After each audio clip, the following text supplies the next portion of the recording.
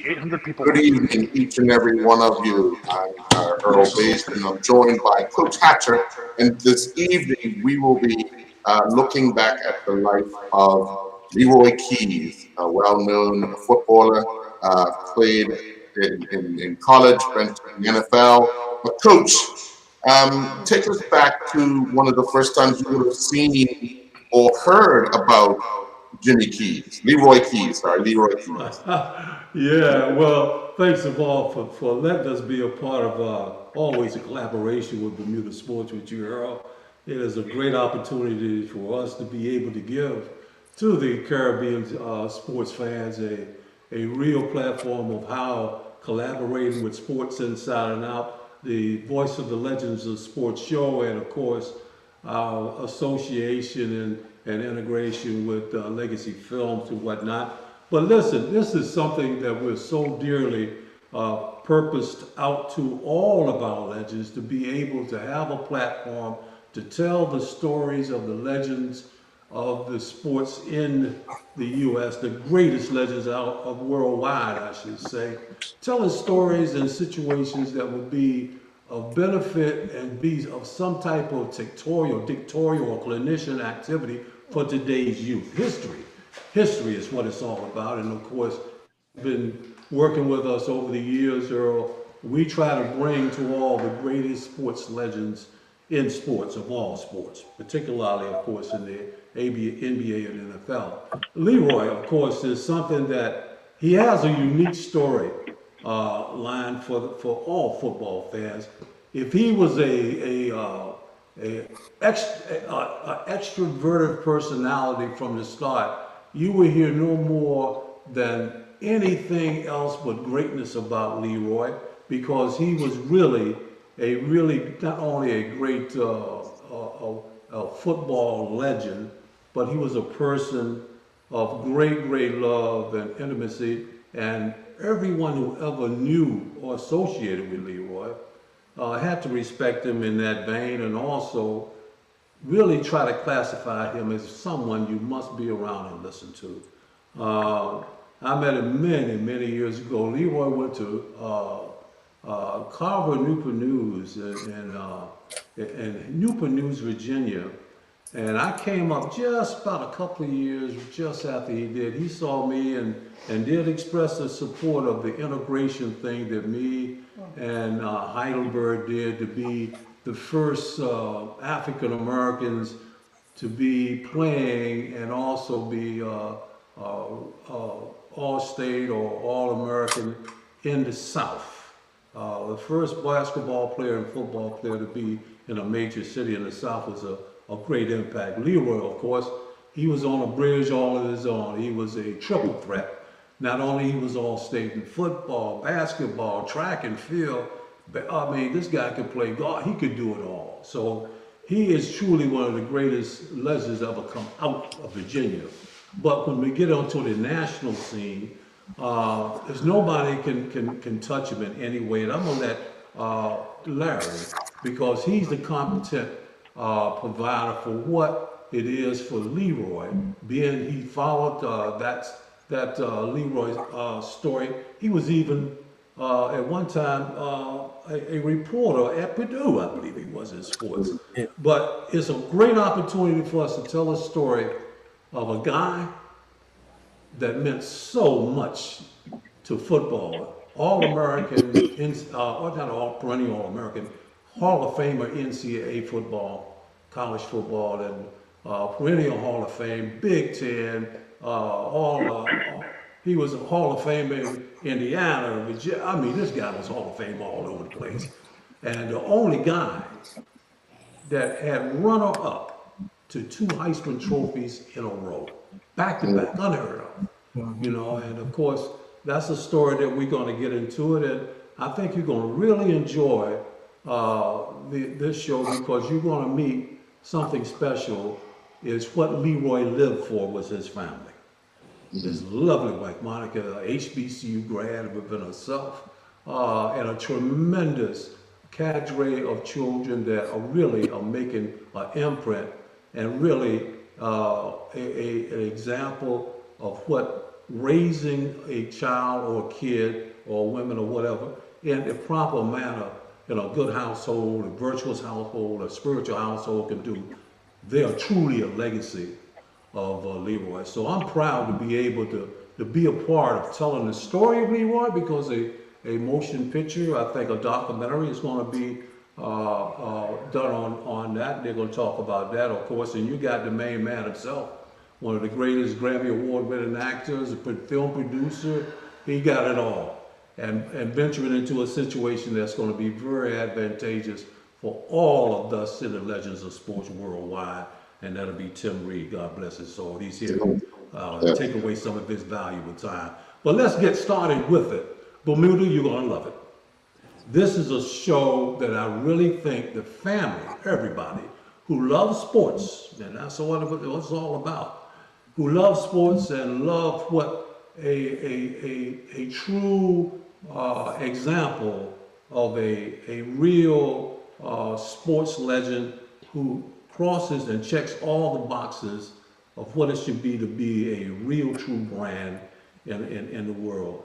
I got to turn it over now. I'm just glad to be able to tell and be involved with the story of Leroy Keys. Keys to the ballroom, the greatest football player voted in the history of Purdue. That's Drew Brees, Bob Greasy, and all. That's what he's all about. Hey, I'm gonna give it to you now, Larry. Take it over, All baby. right. All right. Hey, Coach, appreciate it. I tell you, I had the pleasure of being at Purdue University back in 1995, from 1995 to 99. And I never forget, I was in the stadium and in walks Leroy Keys. I had heard his name, but when he walked in, the way everybody looked at him as he walked in, it was like he had this glow about him. And I know Monica and I, we had a great conversation before talking about it, and just to see how they praised him and put him up on a pedestal. He didn't want that though. He's so humble, but just seeing who he was, and then for me, 2000 to move down to Newport News area and know that he was actually from this area was a pleasure to know. But I know Monica, we talked, and I know we have several other people on the line as well. To know that your husband was one of the greatest football players to ever come out of Purdue. Did he talk much about his exploits on the football field? I always wondered about that. I'm going to answer some of these questions, and then I'd like my sons to actually respond as well. Leroy talked about a couple of experiences on the football field. One of the things that he talked about was how gifted he was from God with his talents. That was very important to him. That he acknowledged every time he was interviewed that he had a God-given ability. So he wanted to talk about that. He played baseball, as Coach alluded to, basketball, football, and he was a track and field person. So he has records. It's kind of amazing that someone could have records from the 60s still standing today, but he has a long jump record. And he's got most points scored in a basketball game. And then at Purdue, he's got yards per carry. So Leroy was kind of an exceptional athlete. And he talks about some of those things, but mostly how gifted and blessed he was to get in the first time. The first time playing football happened to be at Notre Dame. And the coach had called on the guy next to him, and that guy pushed him in. And so Leroy goes in, and not only does he have a good time, he recovers a fumble and carries it back for a touchdown, like 98 yards. Who does that the first time they touch the ball in college athletics? So I'm going to turn it over to my sons and hear what they have to say about their dad. Yeah, I mean, I think that, this God-given ability is something that my dad often talks about. But the other being that, I feel like he felt phenomenally blessed, because he often acknowledged that there were athletes that were just as good, if not better than him in his perspective, that came out of the Tidewater area. And he was incredibly fortunate to have been, the one fish picked in this big sea of what he felt like big sea of athletes to make it, and to be able to put his talents and showcase his talents at the right time in the right place with the right people around. So I think that, all of those things kind of allude to really how humble this guy was and how humble and fortunate he viewed himself to have been able to showcase his skills. And on top of that, I think the biggest thing that Dad used to say about his playing days was, one, his love for Coach Mollenkoff for giving him the opportunity to shine and giving him the platform and really challenging him to be a great, not only leader, but also just a great teammate. And that was something I think he carried with pride up until his passing. I can count countless stories where he is reminding us of visiting teammates. My brother and I have met teammates there, uncles there, brothers, because he really was involved and believed from the beginning that once he came to Purdue and joined the Purdue family, as much as those playing days were important, those playing days and the brothers who had been in battle with him were just as important for the rest of his life as well. To piggyback on that question, you talk about his exploits on the football field and what he's done, athletically. He also was, very well thought of in the Purdue in terms of being an administrator and helping out and raising funds and just being a part of West Lafayette. Just how much pride did he take in that? I think being a part of the West Lafayette community was big for my father. He not only was he a Purdue football player, but as a Purdue graduate and as a Purdue athlete, it was important for him to constantly support Purdue athletes, past, present, and future, and honoring them and making them feel accepted. He wrote the foreword about how great Holloway Gymnasium is, where the wrestling team and the volleyball team play. He would attend soccer matches during the week, tennis matches. He had a great relationship with all the coaches at the time. And so he really cared about every single student athlete. We traveled to other Big Ten stadiums. He thought it was important to be in the stands to let those athletes know that somebody who had such a focal point of history for Purdue athletics was still there and still cared and still supporting them as they tried to make history as well. I'd like to, if I could add a little something here. I have a little advantage of most of you because Leroy Keys was someone who brought terror in my eyes when I was back in high school and had to compete against him. I'm from the Tidewater area at that time, Crestwood High School, and then of course Norfolk State. But I was there the day he set the high school long jump record, and he was a terror for us because there was nothing like Leroy Keys in the Tidewater area. Yes, the wonderful athletes have come out of Tidewater, Charles Stokes, and many of them who've gone on and played pro ball in so many areas. But there were few. You have to put it in context to what was going on at that time. There weren't many people of color on television in any area, let alone sports, and especially college football. So Leroy Keys was the first superstar that I had ever known to come out of the Tidewater area. And I followed him. He was ahead of me by a year or so, I believe. And I followed him so much. And there wasn't a college day that I didn't find the channel where he was playing if possible. He meant so much to us because we knew he was great. I mean, we anybody who competed against him in track and field, which I did, but on the football field, I did not. But he would run terror on all of us because there was no one really much like him at that time in high school football. And of course, college, we followed him. So I have followed him his entire career and was always proud to say, look at that guy. He's from my hometown and my home Tidewater area. Yes. And so I am very pleased to be a part of anything that has to do with bringing his image and his story to the forefront of people who should know about him, because you got to put it in context what was going on. There weren't many people like Leroy Keys in college football, let alone from Tidewater. I mean, wherever he went, he set an example because of who he was and what he achieved and his skills. He was our Jim Thorpe, if you want to put it, for those old folks who heard of a guy named Jim Thorpe. Leroy Keys was our Jim Thorpe. I mean, there wasn't a sport that he couldn't compete well. Thank you. That's Thank good. you so much. The one thing that I thought was interesting too, Timmy, you mentioned about just his athleticism. We know what he meant in terms of off the field as well, what he did in terms of civil rights and being an activist at West Lafayette. Anyone who's been to West Lafayette knows, how can I put it nicely, it's not very friendly to us at that time, but he there and just talk about that, Tim, as well as Monica, what he did in terms of being an activist in West Lafayette.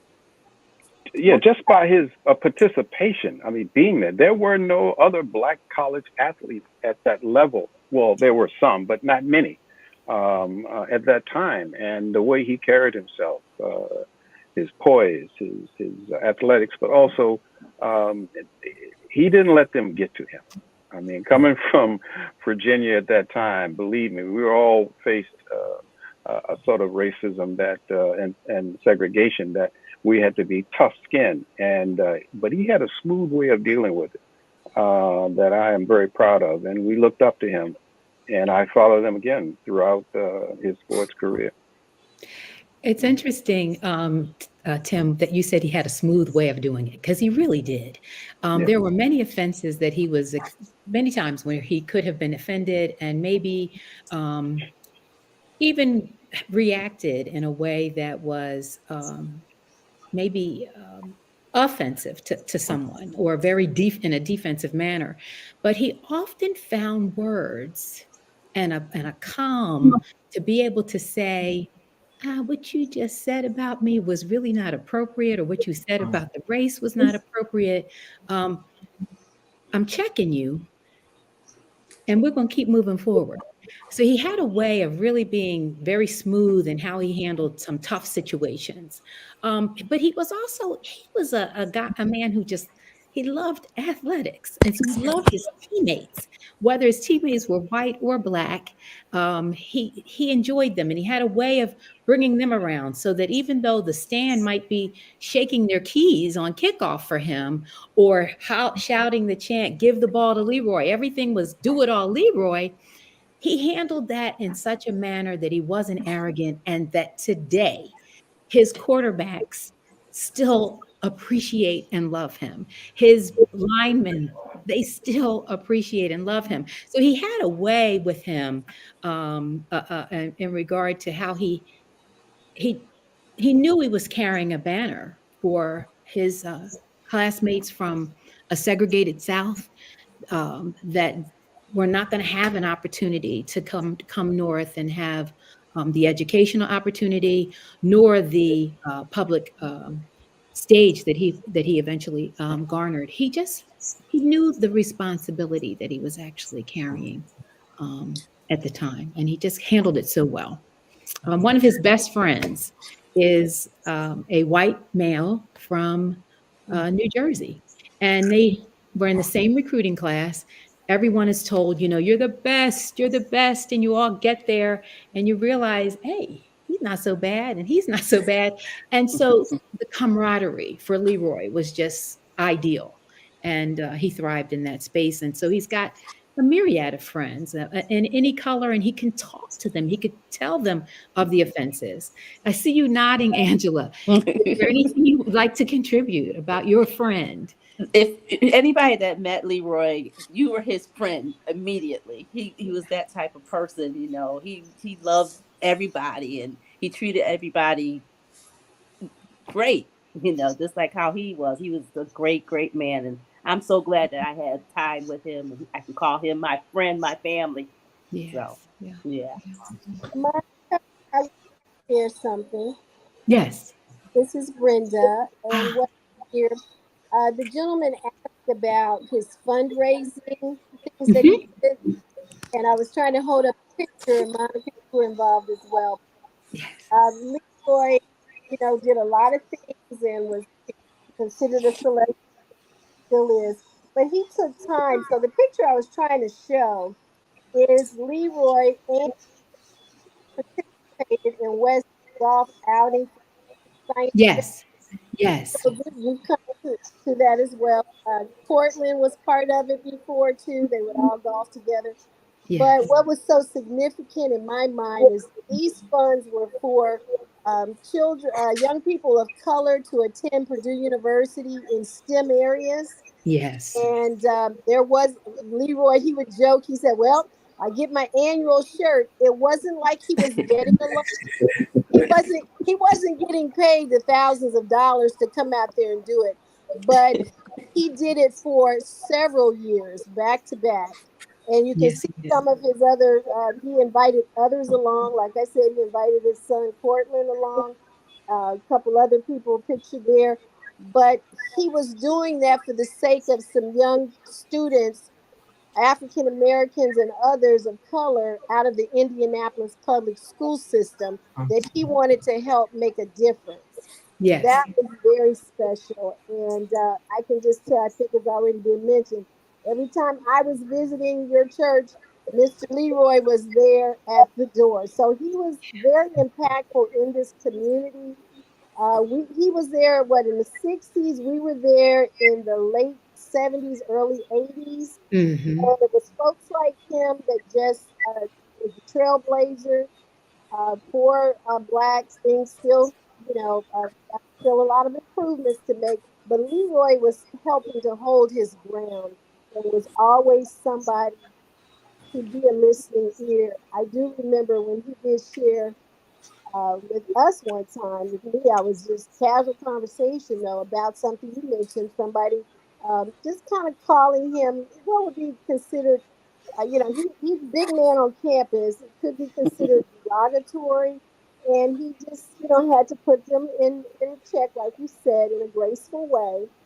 So, and here's a really funny story related to us personally with our son, our youngest son. I won't even mention his name so he won't be embarrassed to be your son. He was,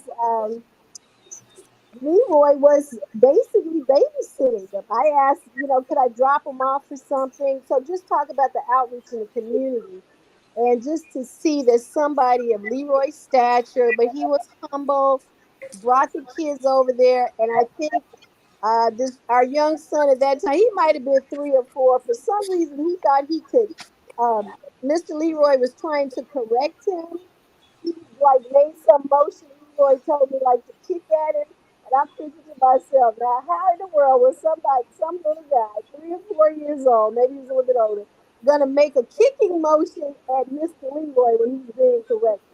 But I thank God for somebody like Mr. Leroy who will correct your child and put him on the right path. So today, this son is a graduate of Purdue University in chemical engineering. So a young black man that I know Mr. Leroy had not, he not only shaped his own sons, he shaped other young men in the community. Yes, he did. Yes, he did. Yeah. Speaking of that, shaping young, with Cortland and Colin, I wonder, I know you've heard many stories about your father, but how did he impact your life and, help you become the men that you are today? I think for me, one overarching theme becomes present with my dad, which was just unabashed loyalty. I mean, loyalty that nothing could really change. Um, Dad loved sports, right? And football and basketball, track and field, baseball, kind of your standard American set made a lot of sense. But for me, I was a racket sport kind of guy, right? Tennis is one of my favorite sports. And then I'm also into motor racing. And these are two sports that don't, I mean, they don't really mesh well, in my opinion, with football. But, Dad would, I'd come home from school, August, US Open is on, dad is watching every single match. I mean, whether that's obviously Serena, Federer, and the greats, or, qualifiers on a Tuesday, he would be watching it just because he knew that it would matter to me one day, right? And it would matter to me so that he could know how to tell me that my serve was off or that I shouldn't have missed that forehand because if such and such, no-name player from somewhere in Europe can do it, I could too. So I think that that type of loyalty in that context, but also he shared golf with both Cortland and I, and Indiana spring season, the first few months are brutal, right? Really cold, and there was not a match that he would miss. I remember actually sectionals. He was away with Cortland on some trip or something like that, and I had opponents who came up to me and said, "Hey, is your dad okay? Like he's not here. I've never played a match against you, and he's not been there." So just an absolute pillar of loyalty to us, a pillar of loyalty to friends and family, and just always, always, always around. Is Cortland still there? Yeah. Yeah, This yes. is Monica's sister until Cortland comes back. Oh, there he is. I see him. Never mind. I'll say it after he speaks. I'm sorry, I have to leave. But I just want to say to the Keys family, should you move forward with the documentary, please let's talk. It's a story that's close to my heart because he meant so much to young people like myself back in the Tidewater area, and what could be possible if you were passionate about what you were doing and trained and had your skills together. So just Coach and I are there for you, and would love to give any expertise that we may have to your project. Thank you. Thank you. Thank you. Thank you much. Yeah. Tim is a classic example of someone who Leroy is recruiting into a professional life, um, simply by being and doing, and to a certain degree being approachable, or being perceived as approachable. So that there were many, I can't tell you how many stories of people that attended Purdue University, have attended Purdue University and said, "Oh, Leroy inspired me when he was playing football," or his presence even today. He would go and speak to the elementary school students, and speaking to those students, their teachers would instruct him, write a thank you note. At his services, a young man who is now a freshman at Purdue, or probably a sophomore year now, but he came up to me and he said, "Mrs. Keys, I couldn't not come to this service because he spoke to my class when I was in elementary school. And it meant so much to me that he spoke to us. I wanted to come and pay my respects to him at his service."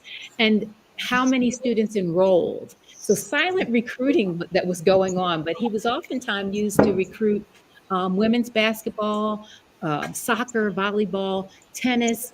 If the business school, there was a program called Business Opportunities Program, which was for minority students. And so when we came back to campus in 95 and 2000s, sometimes if they had a tough customer, somebody they were really competing with trying to get this student, they'd call Leroy, "Come on over and talk." And from the School of Business perspective, so he had a presence and an ability to really motivate, lead, convince, sell the idea of education, the idea of athletics, the idea of you can do this, you can be what you visualize and put your mind to. So he was very much that kind of man. Yeah. I know he has to be missed at Purdue. I mean, like I said, when I walked on campus, everybody you knew who he was, and even if you hadn't met him, you just knew what he meant. You know, and I guess the question I have for you is how do you want people to remember him? I mean, he's touched people in so many different ways. How do you want people to remember him? One of the things that I want folks to remember about Leroy is that he was consistent. He Mm. was the same man every time we encountered him. I didn't have to wonder um, if he was going to be, if he was going to be supportive, if he was going to be there.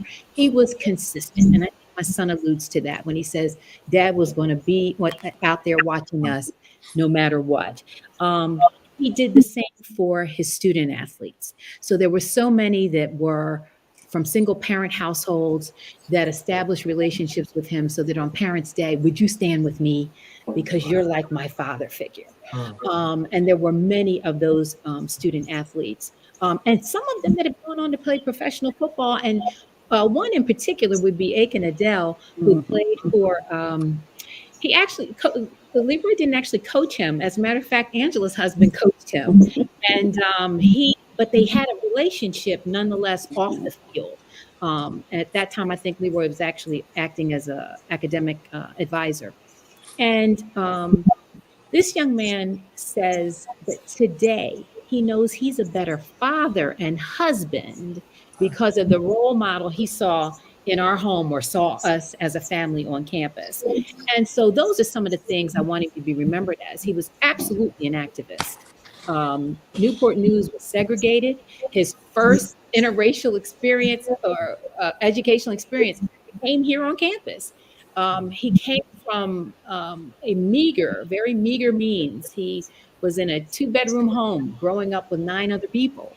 So, a mattress and a box spring was foreign to him until he got here on campus. He slept on a pallet.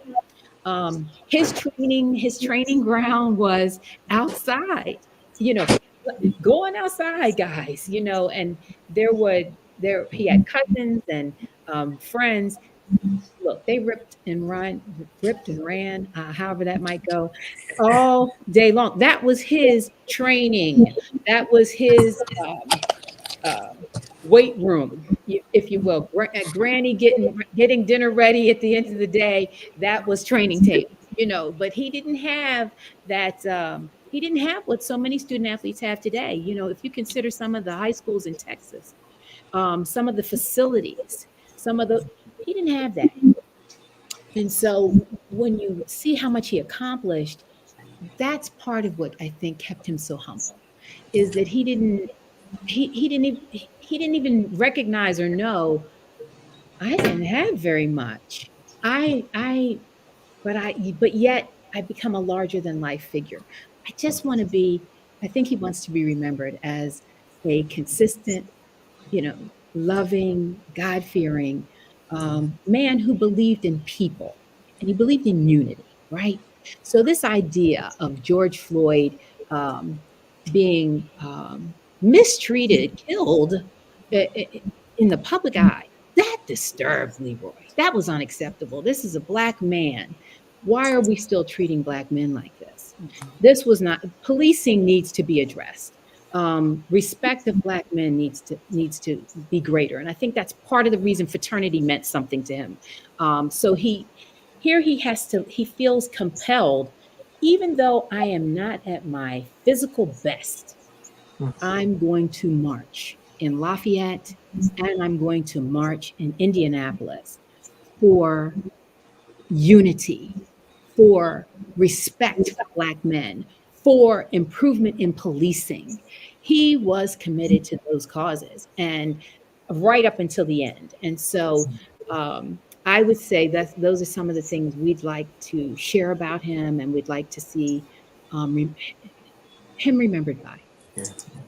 Yeah, I think if I had to hop in and say anything that I'd want him to be remembered by is similar in that vein, which is that I think we often have this idea with any athlete, right? Their sole responsibility in life is to entertain us, Mm. and that their sole responsibility or we can have this perspective like, oh man, I would love if my life were making millions of dollars playing the game I love, right? Um, but the reality is that athletes in general are so much more complex than we're able to really even understand. They go to work and they showcase their lives to us and their talent to us at their 9 to 5, and then they go home and put in more work, and then they go and train more hard, and then they still have to fit all the things that we fit into, buying furniture with their spouse or taking care of the kids in the middle of the night, and also in that is this responsibility of social responsibility that each human being is compelled to in some context. So this idea of shut up and dribble, shut up and play sports, just do your thing, leave politics out of sports, leave social justice out of sports. I don't think It's I not don't real. think that makes a lot of sense. Dad had a quote where he said, they say you can't change the world through sports. Well, I tried, right? And I think that that's kind of how I would hope that he is remembered, is that you know when he faced adversity, whether that was whatever, he tried to do the right thing and tried to make it better for the people that came after him. That's good. And Monica, One Dr. thing I would like for Leroy to be remembered as is as a family man. He was very much the family and extended family. So I just had a friend that joined who has been my best friend since first grade. And Leroy embraced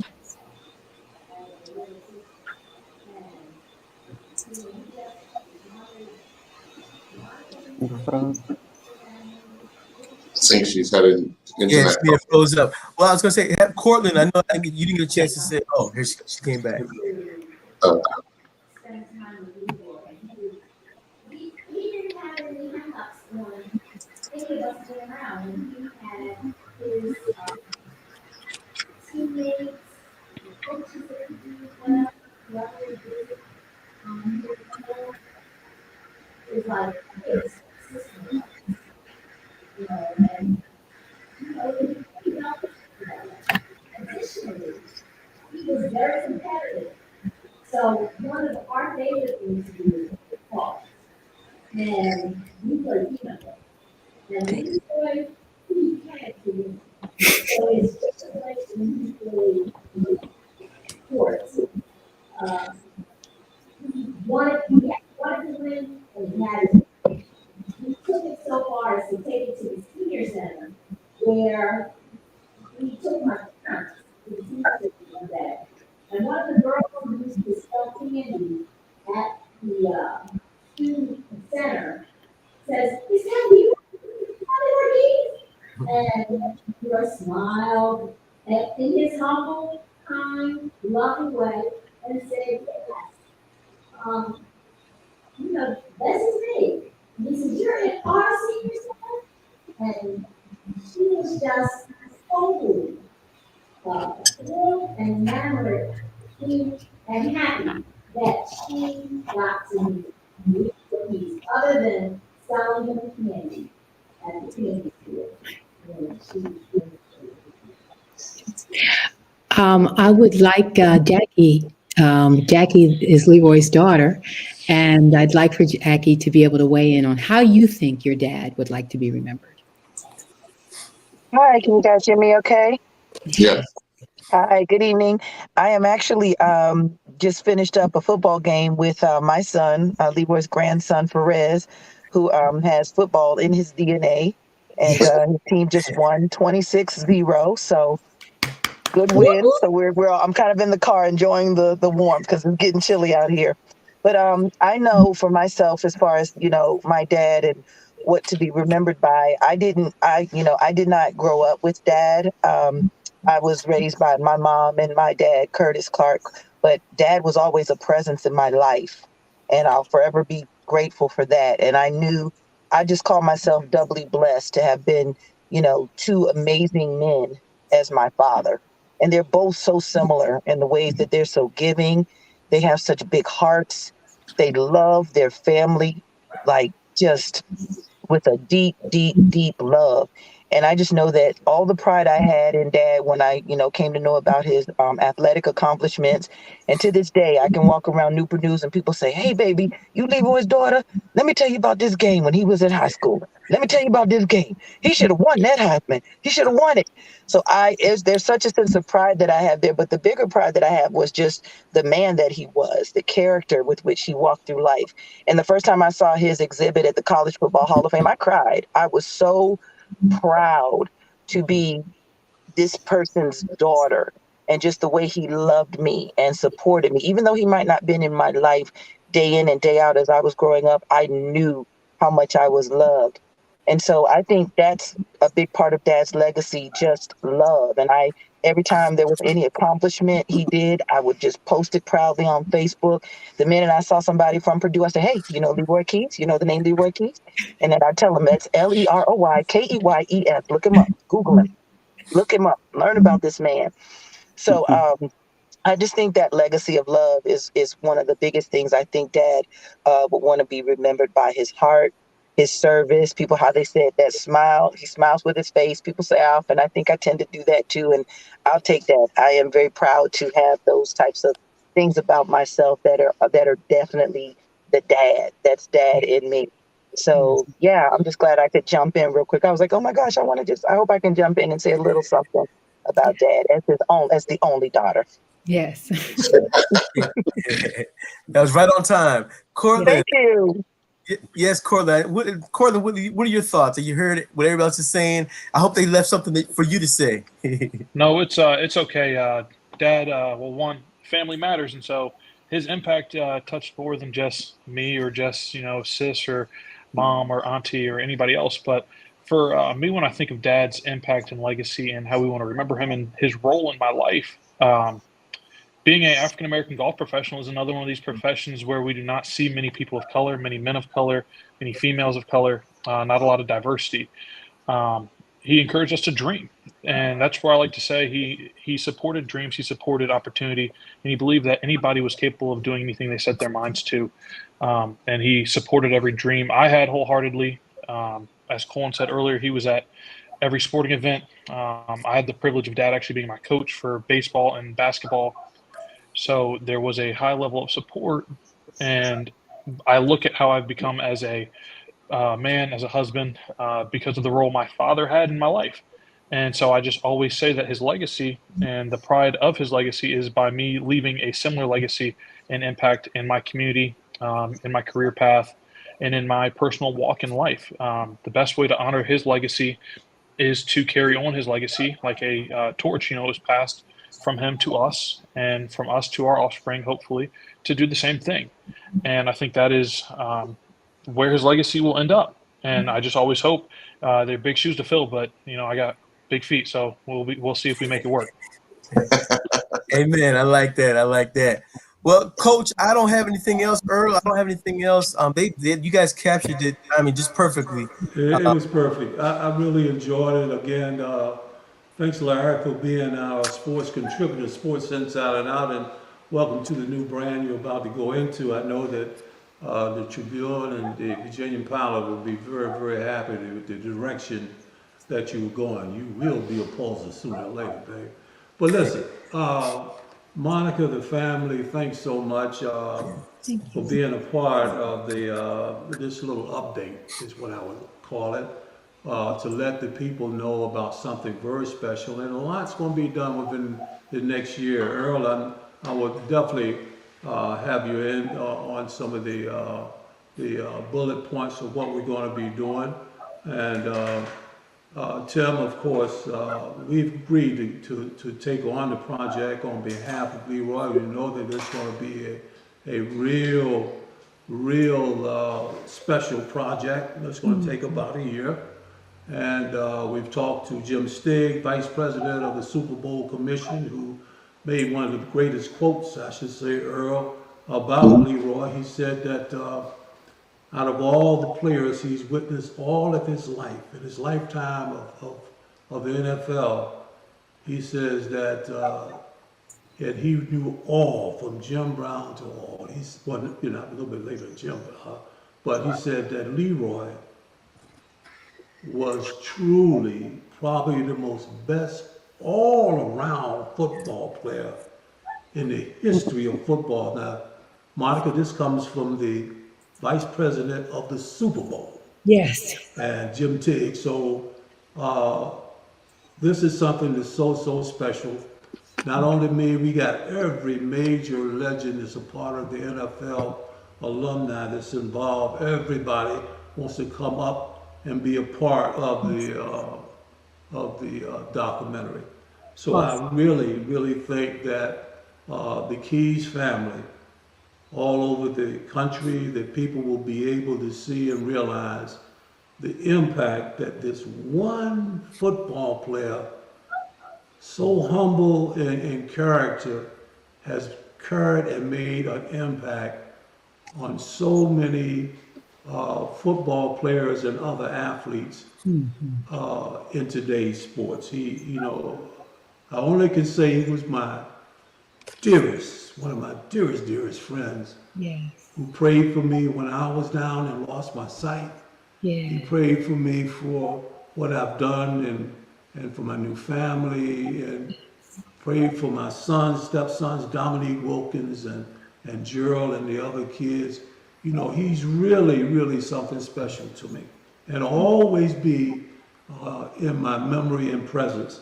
He's always there. And for you, family members, he's there Yes, he is. because you're looking through the eyes of Leroy, and Leroy is looking through your eyes, so he's always there in spirit and of legacy that he's done. I just hope that we, the legends that are involved with this documentary, and it should be well over 50 to 60 majors in both all sports, are going to make a real effort to show the nation and professional sports at large how impactful the legacy of Leroy Keys is to the sports legends of sports inside and out. That's basically all I got to say, Earl, and thank you so much. The Keys family, y'all become very much a part of the sports inside and out family now, so you do have extensions way beyond what you think that you are influencing. So, Monica, God bless you, bless to all the guys. Keep the steps and follow in the shadow of not just Jesus Christ, but follow in the shadow of one great man who loved the Lord, and that's Leroy Keys. Amen. Earl, that's about it, man. And, Amen. you know, yeah.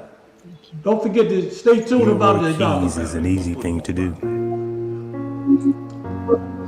To fully capture what he meant to so many and the impact that he had on the world, well, that's an impossible task. Leroy Keys was a great football player, maybe the greatest any of us have ever seen. But to call him a great football player is to really miss the point.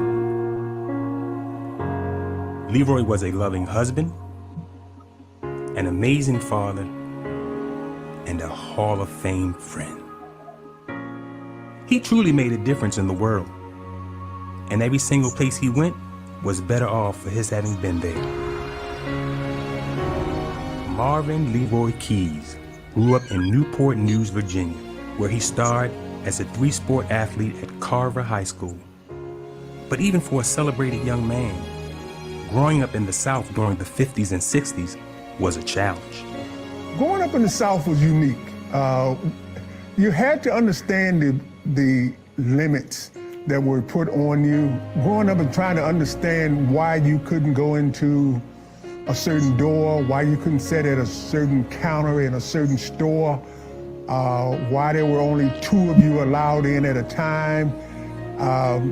There was no opportunity in the South to even think about going to a school below the Mason-Dixie line. Leroy decided to become a Boilermaker after a visit to Purdue because of the way he was accepted on campus and the overwhelming feeling that he had an opportunity to achieve something that went far beyond the field. Looking back at my Purdue experience, I would have to say that it was magnificent. Just being on campus, the coaching staff, the people who made the dorm life enjoyable and a pleasure, going into the different buildings for academics. But once you came into Lambert Fieldhouse and suited it up and walked down to the gridiron, to the stadium or to the practice field, it was nothing like it. Leroy was an otherworldly talent, starring on offense and defense while earning nearly every honor imaginable. The two-time All-American was named the Big Ten Player of the Year in 1967 and was the runner-up for the Heisman Trophy in 1968. He led the Boilermakers to the 1967 Rose Bowl championship and the 1967 Big Ten title. Leroy was drafted 3rd overall by the Philadelphia Eagles and played in the NFL for 4 seasons before retiring from football and going to work in the Philadelphia School District for nearly 2 decades as a desegregation specialist. He returned to Purdue as an assistant coach and administrator for 16 years, touching countless lives as a friend and mentor before retiring in 2011. Leroy remained in West Lafayette after retirement, and his electric personality and infectious smile were a constant presence in the community. You never knew when Leroy would turn up with a warm hug and that joyful grin. I want you to shine! Coming out of Virginia was a little different, but yet I was accepted, respected, and loved by the fan, the media, and it was just a fantastic opportunity just to showcase my God-given talent. No matter where he went, Leroy was never far from the campus he loved. He was always a Boilermaker. It was all he ever wanted to be. And he was truly the best of us.